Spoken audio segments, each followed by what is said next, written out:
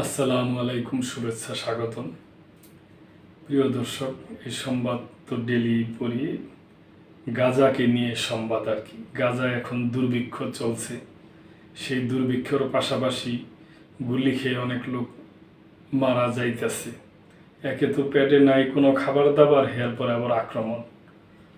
তো এই গাজাতে ফের আবার ওই জর্দান আর আরব আমিরাত ওনারা ওই প্লেন দিয়া খাবার নিচে ফালানোর বন্দোবস্ত করছে আর কি।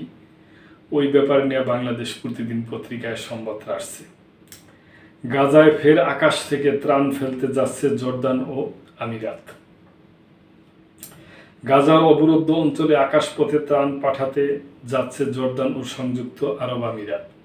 ইসরায়েল এই দুই দেশকে শীঘ্রই এ অনুমতি দেবে বলে জানিয়েছে ইসরায়েলি সংবাদ মাধ্যম টাইমস অফ ইসরায়েল। ইসরায়েলের এক কর্মকর্তা জানিয়েছেন, আজই জর্দান থেকে বিমানযোগে গাজায় ত্রাণ ফেলা হতে পারে। এর আগেও 2023 সালে যুক্তরাষ্ট্র, জর্দান, মিশর ও ফ্রান্স যৌথভাবে আকাশপথে গাজায় কয়েক হাজার ত্রাণ প্যাকেট পাঠিয়েছিল। প্রিয় দর্শক, দেখেন এখানে একটা কথা, ফিলিস্তিনি দেশের অংশ গাজা, সেখানে ত্রাণ দিবে না দিবে এই অনুমতি নিতে হইব ইসরায়েলের থেকে। এর চেয়ে দুঃখ, এর চেয়ে লজ্জাজনক আর বেদনাদায়ক আর কি আছে প্রিয় দর্শক বলেন।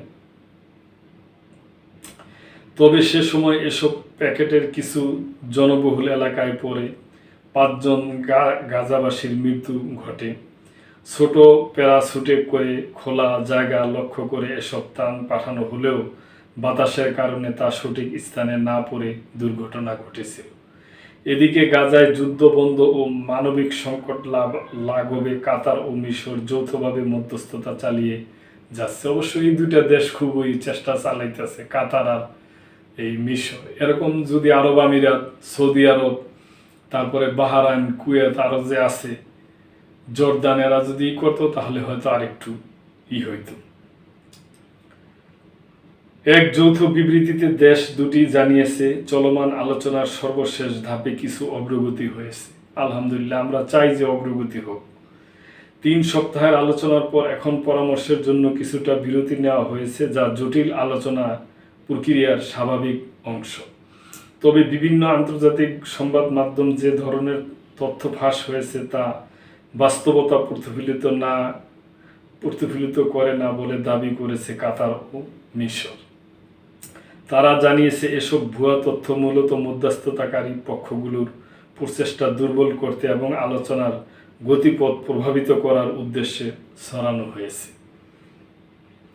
দুই দেশে আন্তর্জাতিক গণমাধ্যমকে দায়িত্বশীল সাংবাদিকতা নিশ্চিত করার আহ্বান জানিয়ে বলেছে, এ ধরনের ভুল তথ্য যেন যুদ্ধবন্ধের প্রচেষ্টা ব্যাহত না করে। এটা অবশ্য খুবই গুরুত্বপূর্ণ কথা।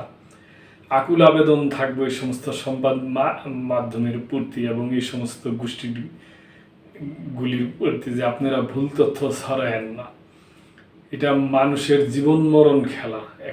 এইভাবে একটা জাতি নিহত হইব, নিধন হইয়া যাইব, তাদের তো কিছুই নাই। একটা পরিবারে আমার মনে হয় সবাই বাচ্চা নাই, এমনও আছে এক পরিবারের সবাই নিহত হয়েছে এবং বাড়িঘর সব কিছু বুলডোজার দিয়ে করে দিতেছে। আপনারা অনুগ্রহ করে সবাই মিললে ইসরায়েলের সাথে, ইসরায়েলেরও ভালো অবশ্যই নীতি নির্ধারণী ভালো কর্মকর্তা আছে। আপনারা আপনাদের দেশটার ভবিষ্যৎ চিন্তা ভাবনা করিয়া প্রতিবেশী রাষ্ট্রগুলা যারা আছে এদের সাথে আপনারা আলাপ আলোচনার মাধ্যমে যুদ্ধটা বন্ধ করে দেন। যুদ্ধটা বন্ধ হয়ে গেলে সবারই ভালো হইব, পৃথিবীটা শান্তিময় হইব। পৃথিবীর কোনো দেশেই কোনো জায়গায় যেন যুদ্ধ না থাকে, এটা আমাদের আবেদন। তো প্রিয় দর্শক, আপনাদের যদি কিছু বলার থাকে অবশ্যই কমেন্ট করবেন, লাইক শেয়ার করে সাবস্ক্রাইব করে চ্যানেলটির পাশেই থাকবেন। আল্লাহ হাফেজ।